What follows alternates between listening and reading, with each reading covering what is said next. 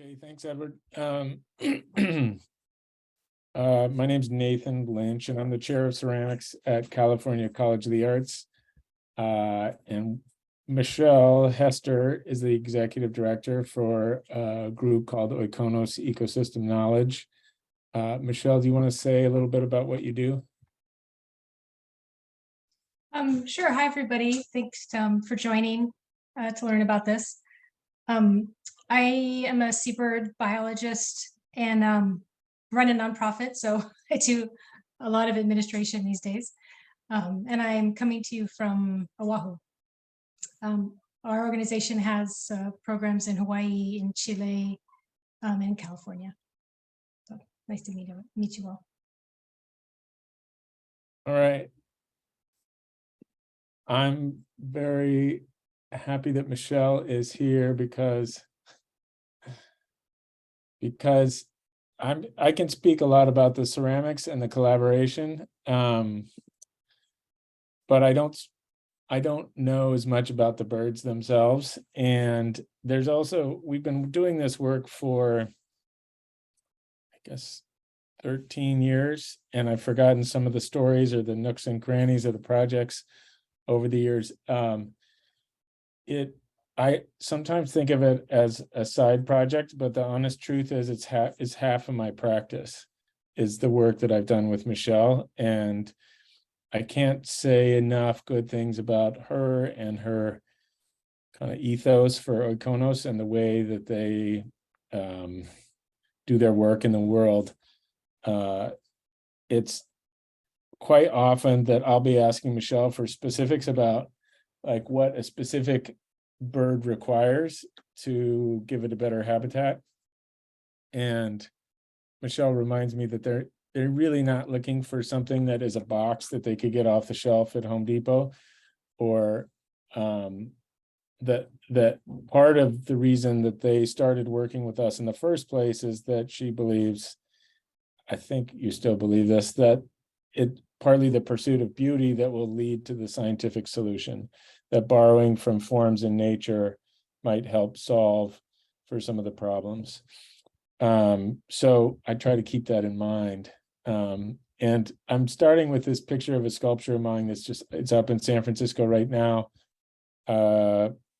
with that in mind, I guess, just so you, some of these forms could be turned into habitat for birds if you put a hole in them. And this is the kind of the way I spend my time. The other half of my practice is making sculpture. So I just included a couple of these images at the front.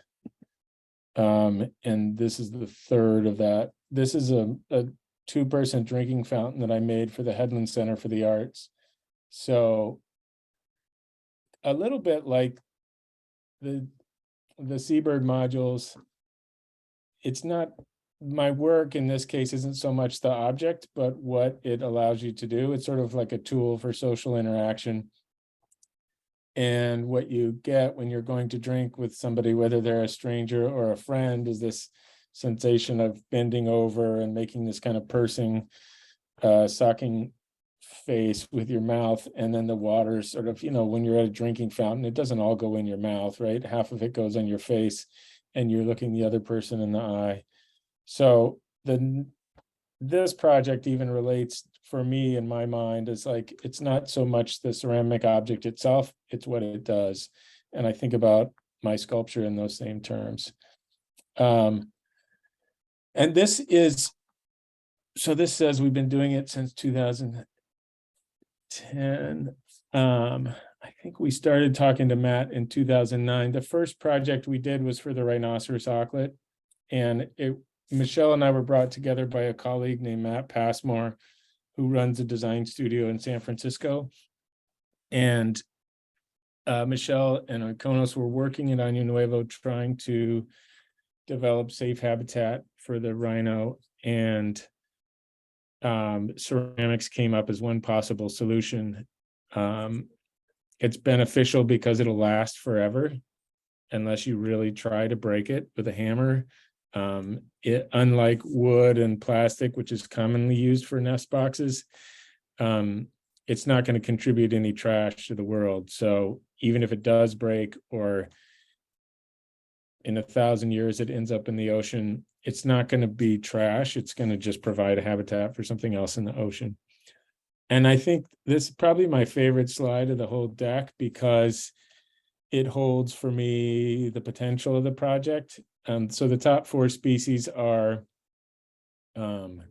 birds that we've already made nest modules for, and the 4 on the bottom are in progress.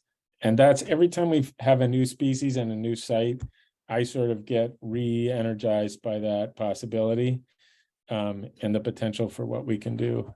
So I want to just keep adding more and more. I call these the Seabird clients. These are our clients. I think we're not, it says 200 nest modules, but in the last year, we were able to expand the project. So we're now well beyond that, 300 plus. So we're at Año Nuevo Island. I included this image of the Brandt's cormorants because it's going out to Año Nuevo is a very special experience. And this is a bird that we haven't made nest modules for yet. According to this picture, they're doing just fine. It's just such a sensory experience to be, I'm not even standing this close. I'm on the other side of a fence. Over in the left corner, you can see there's some eucalyptus logs stacked up, and there's a fence across the middle of the island that makes kind of a zigzag pattern, which helps keep this the sea lions away from the rhinoceros auklets, and the cormorants are on the other side of it. But it's a remarkable experience because there's there's 8 species on the island, and they're everywhere. It's really magical. And this week, this is the pop quiz at the start of the show, which I had to ask. So maybe if you know what bird this is, what species it is, you can put it into the chat and somebody else will tell you if you're right. Not only is this a special species, it's a special bird. Apparently it's in the wrong place. So that's our little quiz for the front. And you might even know this bird has been named. That's how rare it is to be on the Pacific coast. Okay, so now I'm going to jump into this. There's 4 different species that I'm going to talk about and sites. If you're not familiar with the California coast, you're looking at a part of the coastline here that's north of Santa Cruz and south of San Francisco, south by about an hour. So San Francisco would be kind of, I don't know if you can see my cursor, but in the top left of that image. In the image on the left, top left, that's one of the traditional plywood and PVC pipe boxes that we were aiming to improve upon. And there's a chick in the lower left corner. And so in addition to working with Michelle and Matt, originally, I decided not to do this work myself, but to present it as a design challenge for the students at CCA, because it brings together a lot of interesting questions that are kind of between disciplines. And that's one of the things we do well, or maybe it's just the part that I think is the most interesting about our college, is the space between disciplines, like between architecture, design, and ceramics. Here's the sea lions that are also very populous on the island, and they were part of the problem. We needed to design something that could withstand the weight of a sea lion, because, and before that fence was there, they were getting on top up on the plateau of the island and killing the grasses, and then in some cases crushing the natural burrows that the rhino naturally digs.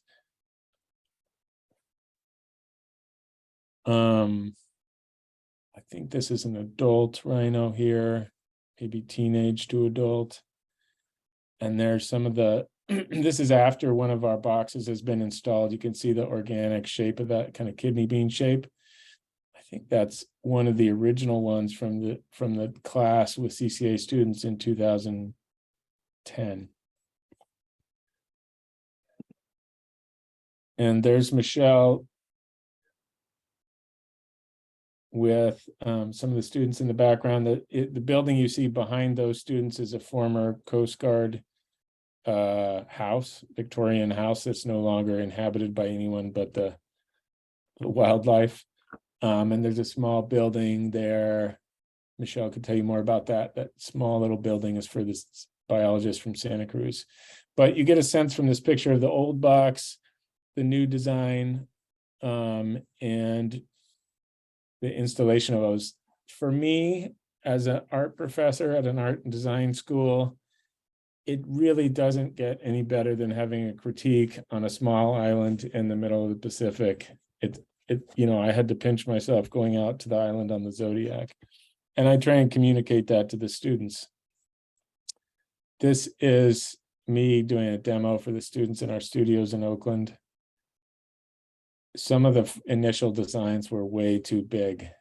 What we're doing, we're simultaneously designing for the birds, but also for the biologists. There's two sets of requirements, right? They have to be big enough for the bird, but small enough that they can be transported. And they need to be heavy enough that a wave or the wind isn't going to knock them around, but light enough that an able-bodied person can carry them up the side of a cliff while they're wearing booties and their wetsuit. So I think for the students, it provided an example of what their work could do in the world that they hadn't imagined before.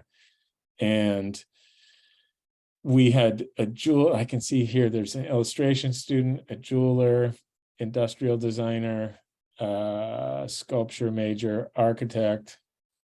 It's a nice cross section. You can see on the right, the lower right corner, there was one design that was kind of like a McDonald's sandwich box or a turkey platter with a lid, right? It's got kind of two halves, a clamshell, and it broke on the way out there.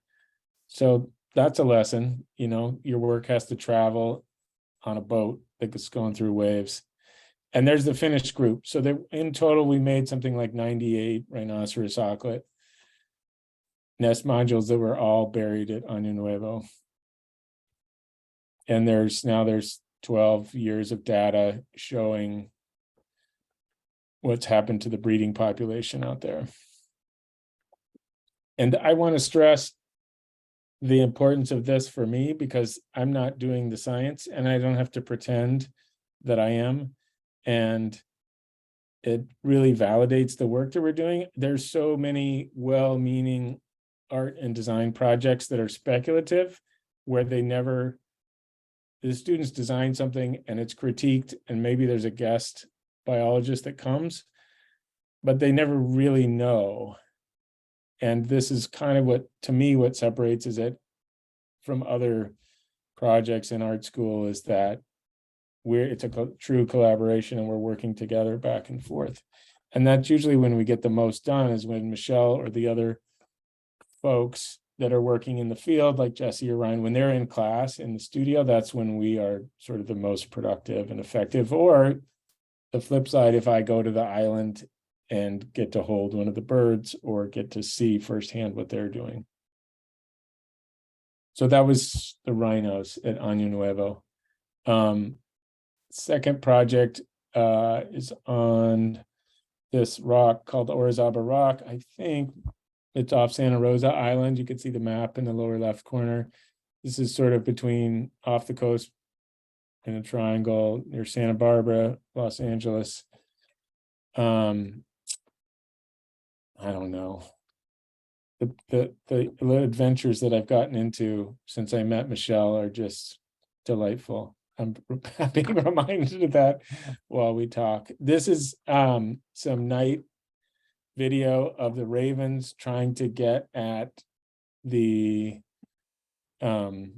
ashy storm petrels. So it's on a small rock in a cave, and I'll show you a picture in a minute of what that's like. Here we go. So if I were standing in there, I'd be sort of bent over in half, and they like to nest on the shelf. The scientists had tried to make sort of roof tile nests for them, but ravens are smart, as you know, and they kept getting at them. Sometimes there's large waves that hit the cave. So we ended up making a design that was a triplex. So that's why there's 6 holes across here. There's 3 nesting sites in these kind of bread loaves. They're roughly like 18 by 9 by maybe 8 inches tall. And there's a large hole to look through and then a smaller hole to shine a flashlight in. In this case, I think the team of scientists down there decided that the ravens were better tricksters than we were designers. So they did not want a door because they didn't want, for example, a metal hinge rusting out over time. They didn't want the ravens figuring out how to open a door. And so they're sort of monitoring these birds through those holes in the back. And so I guess I should go back and explain these ravens that are hunting this bird here in the lower left. It was not nesting inside. It had nested kind of on the back side of those. And for months, maybe a year, Michelle, I was walking around town with a wooden raven beak in my pocket just for measuring the size of these holes. That's a look at what the original nests were out of a white clay. And then because there are a lot of tourists that kind of kayak through one of the sites, which is in a site called Bat Cave, they were kind of an eyesore. And so we made them out of this rich brown clay called Black Mountain, and left kind of more of a rough texture. So they look more like rocks. Oops. And that's what they look like in the site there. So they're more camouflage. People don't notice them when they're kayaking by. And that's, I think, part of Michelle's job. You can correct me if I'm wrong, Michelle, but part of it is sort of like education with the public about what we're doing, and sort of managing appearances to I think, so that people know but aren't sort of worried. One question that often comes up when we start this project with students is like, are we going to be evolving a species of bird that doesn't know how to dig because we're digging their homes for them? So that comes up all the time. So this is for the third species. Again, we started on Año Nuevo, but now it's gone. This same design has gone out to the Farallones and in great numbers. And at the top of this image on the right, you can see the zigzag habitat fence that's meant to keep the sea lions on one side and the birds that want to nest on the other. Año Nuevo is home to the most prototypes for this project of any other. So you see lots of different designs. There's kind of a dome design here in the back. And over on the left, that's an existing wood and plastic box from the Farallones. And I just sprinkle pictures of the chicks in periodically just to, keep everyone's mood in the right place. This is Jesse over on the left, who sort of leads the field work at Año Nuevo, and two of my students from CCA, 3 students there. And this thing never went to the island. We were trying to figure out, here's what we were trying to solve for in this image.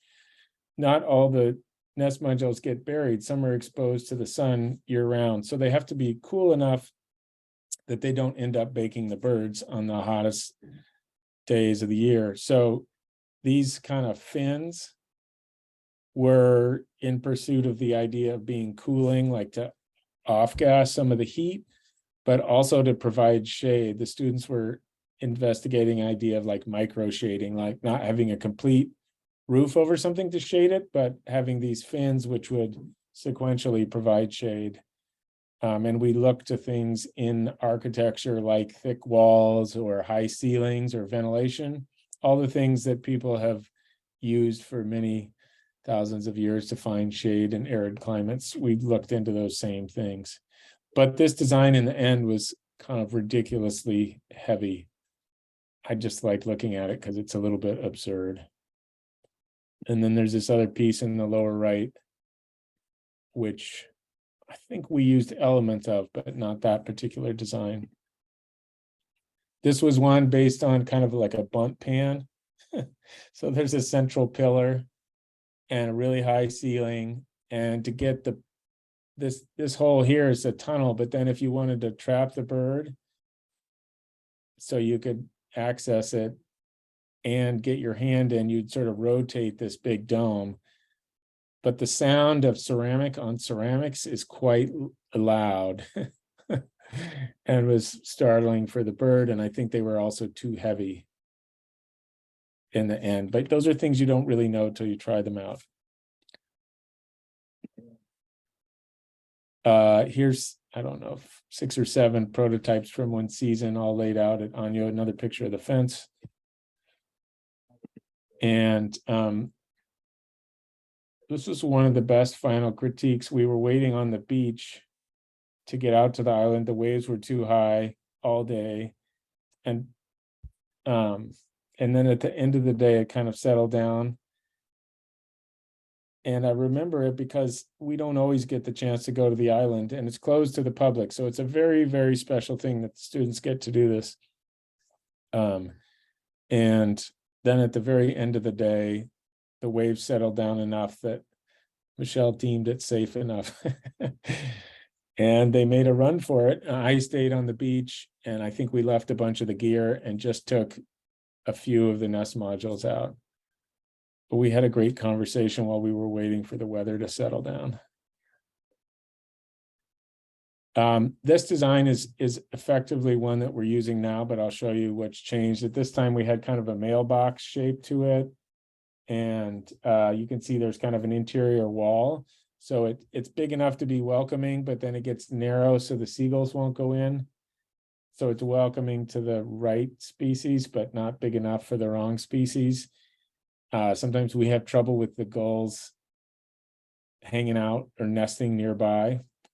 So there's 3 parts. There's a nest part, there's a tunnel, and then there's a heat shield, which you could see on top there. And this is a great picture of sort of a second round of that prototype, the slug design, and the older boxes behind that. This is on the Farallon Islands. Look at all those. There's like 8. And just gives you a sense of that.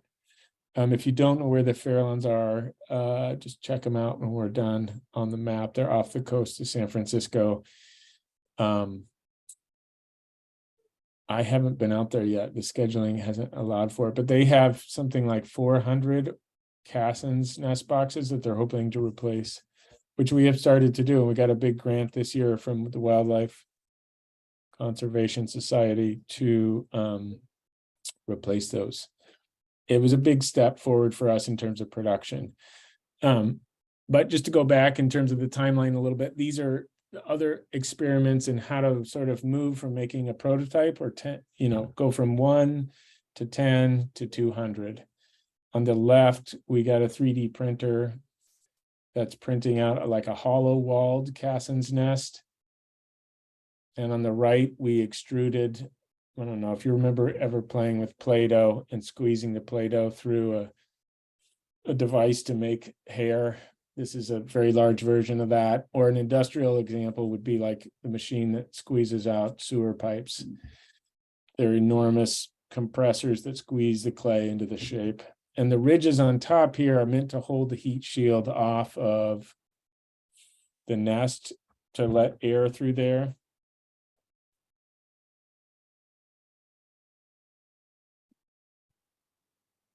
We were working on this 3D printing with an architect at Berkeley who's kind of at the forefront of 3D printing with clay. Fascinating architect. I strongly encourage you to look him up. His name's Ron Rael, R-A-E-L. And he does a lot of different projects at the intersection of art and design. He's been printing with Adobe at his family's property in Colorado. Anyway, this was sort of an idea to try and use the principles of like thick walls with airflow to try and solve for the heat problem. But it turned out the technology isn't quite there in terms of speed of the printer and fragility of the final object. So we had a lot of fun doing it. I think it was a good pursuit, but we didn't quite solve it with that technology. And this is an image from earlier in 2022. This is sort of what the WCS grant allowed us to do, is we hired a guy in Kansas City named Andy Brayman, who runs a shop called the Matter Factory. And as I said, they want 400, but that's not enough to get, let's say, a factory involved, right? So you really have to find somebody that's better than an individual artist, but not as big as a factory to produce this. And on the left upper part of that left picture, you can see there's part of a tool called the pug mill, which squeezes out these shapes. They get cut, where you see that angle there, and then rejoined. And Andy laid all this out in a CAD program. And we have Zoom meetings with Michelle and Jesse where we kind of tinker with the elements. So this is for the Cassins, and it was, I don't know, the R&D for this seems like it was 6 to 8 years or something. And we have learned that we need that time. It doesn't make sense to make 20 of the same design on the first go round. This is a brand new picture. So these are those nests out in the field. I think that one on the left is from the Channel Islands, or is that the Farallones, Michelle? That's the Farallon Islands off San Francisco. So, and then the right, that's Año Nuevo. The goal population is about 10 times what the density of what you see there. But these are exciting pictures to me because this just happened this year. We've scaled up from me and my students making them to Andy making them with his assistants, and then having them shipped to Petaluma and then taken by boat out to the islands. So these are the first set we have that are identical and universal and consistent in that way that we want them to be. You can see the top is glazed white, which is just an additional idea to make them more heat resistant.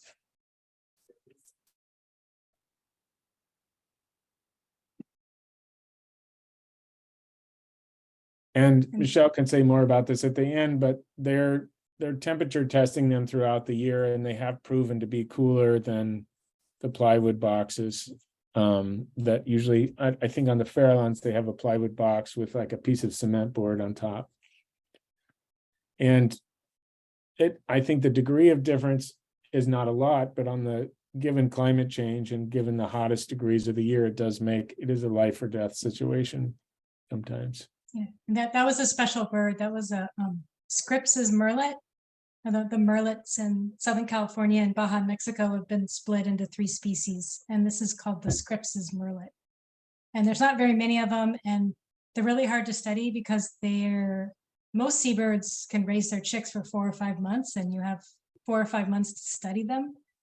But this species has the chicks that in 3 days, after 3 days, they end up wandering out and they join their parents at sea. So we really don't have any idea how many chicks survive because they go to sea. So it's pretty special that they are checking. This one's just prospecting. They're checking out the new nests. So we were very excited. See, we all learn. I didn't know that yet. I didn't know which bird that was because Michelle just sent these. This is it's a constantly evolving project. This is that day I was talking about when the waves settled down and Michelle took the students out to the island.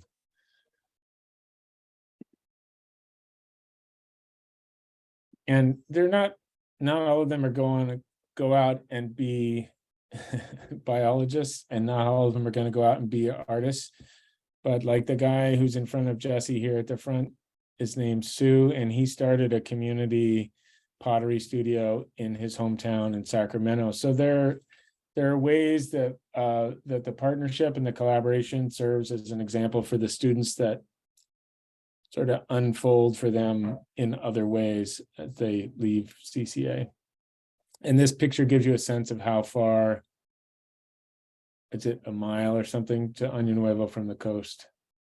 And the boat that you have to put, I think we can put like 2 or 3 nest modules in here, maybe. Okay, this is our 4th project and the one that I'll end on. This is for the wedge-tailed shearwater in Oahu, and another spectacular venue, as you can see by the picture on the right. sometimes I wish we could make the nest modules look exactly like a rock, but then if we made them black like that, they'd be too hot in this case. Anyway, there's a shearwater in the natural burrow in the top left, and then Freeman Seabird Preserve is in this residential area, which is in the lower left image. It's interesting. I think this is right, Michelle, that somebody's house burned down and they donated their land to the Audubon Society, and that's how it became a shearwater preserve. Is that right? Or am I making things up? I'm not sure about the fire part, but it definitely was an old house that got knocked down in like the 40s. So it was an empty lot for a long time, and finally it got donated to Hawaii Audubon. But this lot is between basically mansions and a really rich place of Oahu near Diamond Head. And this was when it was an empty lot, and there's been 12 years of restoration since, and now there's 800 shearwaters that have moved into this lot. 800. That's a shearwater chick on the left. And on the right, this is a picture of an early prototype, which I included, I guess, to show that they go through. This is at Michelle on Michelle's patio. And we're just playing with cardboard and tape and a bag of clay and going through the process of coming up with this idea of how things might work. We did not make a tunnel like that, for example. I'll show you some of the design features that we changed along the way. But it's part of the process. It's not like we're going to get it right exactly the first time. And this is what David and his team from Hawaii Pacific were using at the time to kind of provide this is sort of like half artificial, half natural habitat. It's a roof tile with rocks on top of it in that lot with some shearwaters inside. There's like a teenage shearwater. Look at that hair, that fur. That's a good look. And there's an adult in a natural burrow. I put this in because this is relates to our third partner in the project, was Windward Community College and Bryce Myers. So this is a view of the sculpture building, but they were kind enough to host us to make this project happen. And it really took a team of good people and skilled and semi-skilled folks to help make this happen. Because I think I went out once to sort of look at the project, identify the studio, meet Bryce, and then went back with a student and a colleague, and Bryce had recruited, I don't know, 5 or 6 people to help roll slabs. And we made a pattern for this design. And the reason it has this two-orbed, two-butt cheek design is that in their natural burrows, the shearwater will often dig sort of an L shape that has another pocket to it, right? If you imagine the end of an L being like a nesting area, apparently the chicks are very loud and the parents don't want to hear it all the time. So they make kind of a nursery and then a den where they hang out. And so you'll see a picture later where you can see down the middle, and there's sort of 2 areas.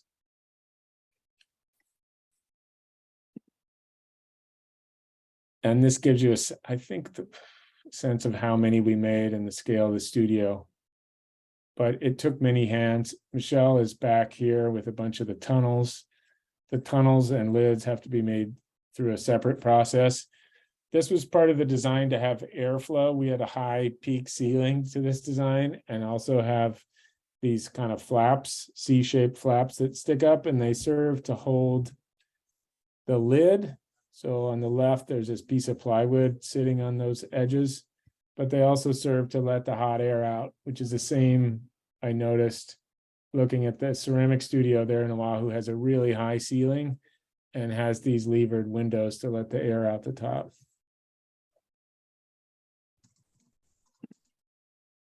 That is some of our crew and a bunch of the parts on the table before we left.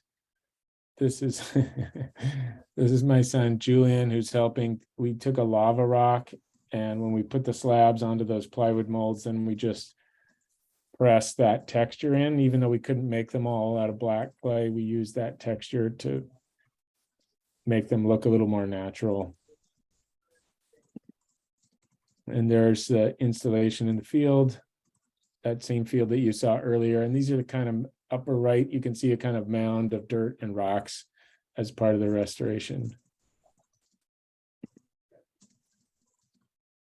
These are my favorite pictures.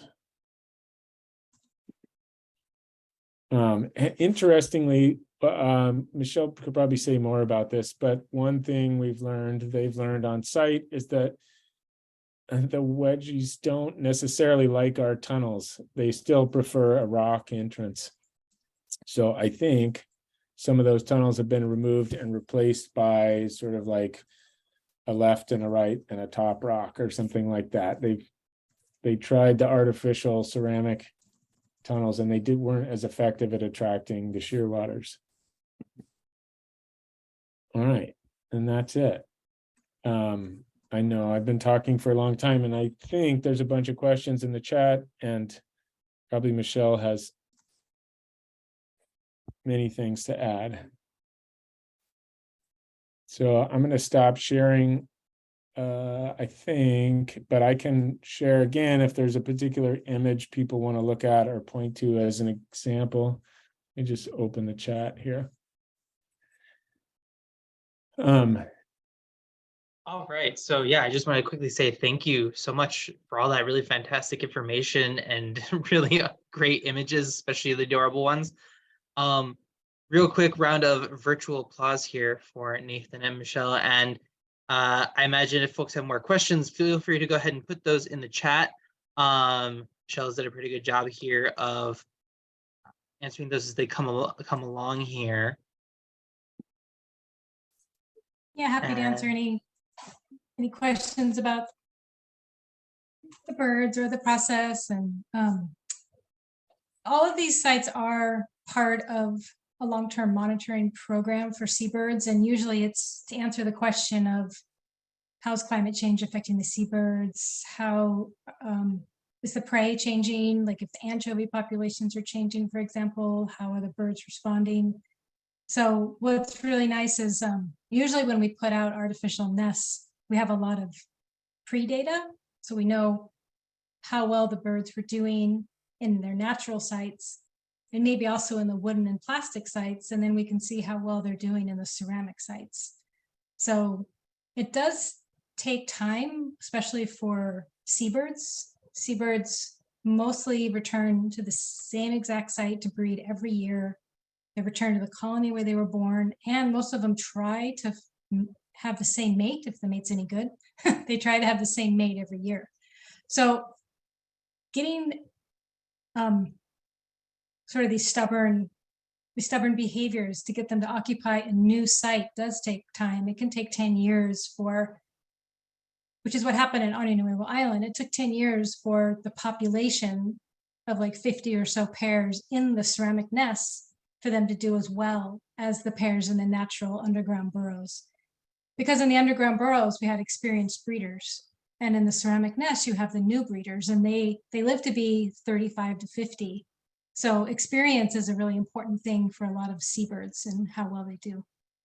And they only lay one egg. There's a few species that lay two, but most seabirds only have one egg a year. So they're putting a lot of energy into that one breeding season.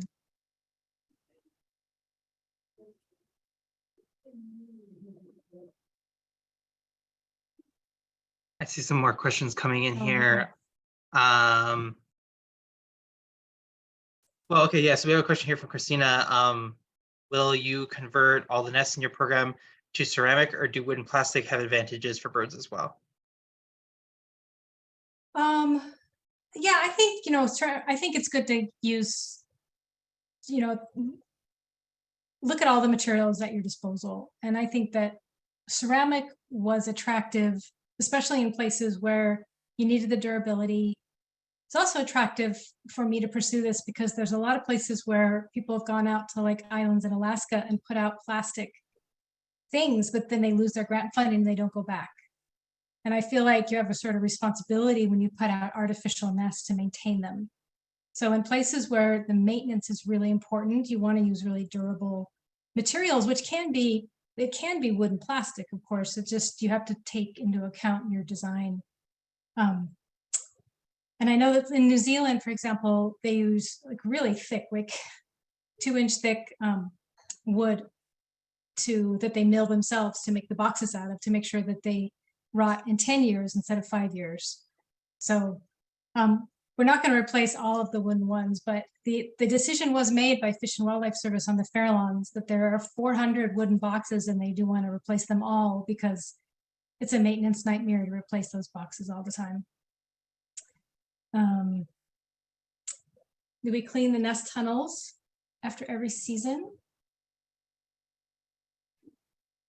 Oh, you have a CCA parent here, or aunt, uncle. So we actually leave the nesting material in because most seabirds use their smell to find their place, or to find their chicks. So we definitely leave we don't clean out the nesting tunnels because we want the odor to be there. And actually, sometimes what we do is when we dismantle a wooden box to put a ceramic box, we'll actually take that nesting material and the soil and the old poop and actually put it into the new ceramic site to help them, to encourage them to use it and check it out. Our birds still make nests out of the natural materials. Yes, like especially on Oahu, there's pretty much a bird in every rock pile, in every natural rock pile, but they're definitely running out of space. And then on Nuevo Island, it's mostly sand and soil, so they do still dig. But what's happening now, for multiple reasons, including climate, but also because of the sea lions, there's so many animals packed now on this island off of Central California that the birds that dig underground are sort of being impacted, so their burrows are always collapsing. So that was another reason to make the ceramic nest for them. The ones that choose to nest in there are less likely to have a collapsed burrow.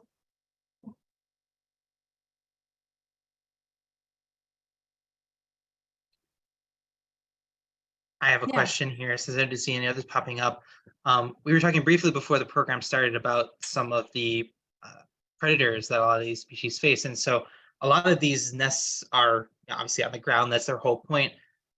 What is predator pressure like for these birds? And are there sort of some of those factors that you take into account with your design to deter predation of nests? Yeah, there are two attempts at reducing predation. Are the ravens preying on the little storm petrels in the caves. But yeah, that was a really interesting challenge, and it still is a challenge because we did make it so the ravens cannot touch the birds, like their bills can't go in far enough to touch, but they can still smell the storm petrels in those nests, and they're still really interested in it. So it is protecting them, but it's still not perfect. We still have this like some problem ravens. And then that weird turned tunnel that you saw that we didn't end up using, was the initial idea was to try to prevent cats. So Hawaii definitely has a huge feral cat problem. And it would be nice if we could make a nest that discouraged cats from going in. But we kind of did too good of a job, and the shearwaters were reluctant to use the nests when we made them too small. We thought if we made them small and made them like an elbow shape, that it wouldn't be 100% cat proof, but cats don't like to get trapped. So, but those particular shearwaters at that site just were not used to going into tight squeezing through tight spaces. So yeah, so now we have to, predator control around that colony is done with traps and trail cameras. That's definitely a fun challenge. raven bullies. Another question, if one wanted to replicate projects such as these, do you recommend any key partnerships? Yeah, I mean, I think that partnerships where you are trying to solve a problem for wildlife, bringing in different disciplines and people that think differently, that have access to different materials than maybe you would use. I think a university is a great place. You just have to find a professor like Nathan who's willing to figure out how they can make it work for their mission too, for what the students came for. And I think a museum and an aquarium, I think there are lots of uses, because right now there's a lot of museums or aquariums that make artificial nesting sites for the birds in captivity. And I actually think originally we thought we would test them there. We would use aquariums to test out how well the nest sites worked. So I think that has potential too.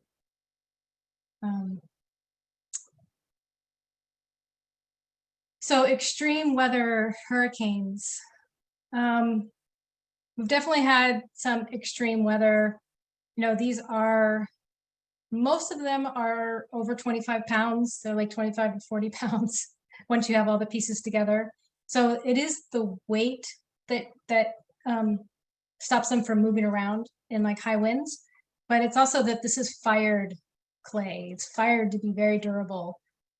And also, like Nathan was saying, we avoid some shapes that are prone to being broken. Like when clay is in round shapes, and if you pay attention to the design, it's less likely to be broken. But really, the only time we've ever had one of our nests break would be going across in the Zodiac, and we hit a big wave and we bounce. That's sort of the only time that there's been a problem. Once they're installed, like Nathan said, they're going to outlive all of us.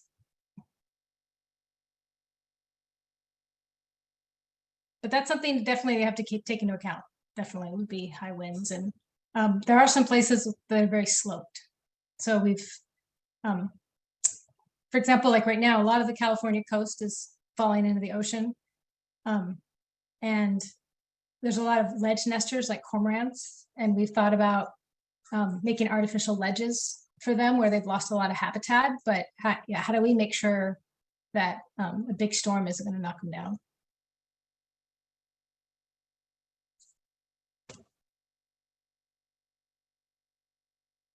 All right, I don't see any other questions rolling in here. So I think we'll go ahead and wrap things up. So once again, another round of applause here for Nathan and Michelle. Thank you so very much for your time and expertise this evening. Really appreciate you guys joining us here today. As mentioned, we recorded this program, so we will be making it available on our YouTube channel here within the next couple of days here when I get around to cleaning up the video and getting it posted. And again, if you would like to learn more about what these folks are doing, you can visit their websites. You can visit the Oikonos Project website, and be sure to visit again our website, chicagobirder.org, for more information about future programs and how you can support programs like this in the future. But that said, thank you all so much for being here. Thank you for spending your evening with the COS team today, and have a good one. We'll see you all in the next program.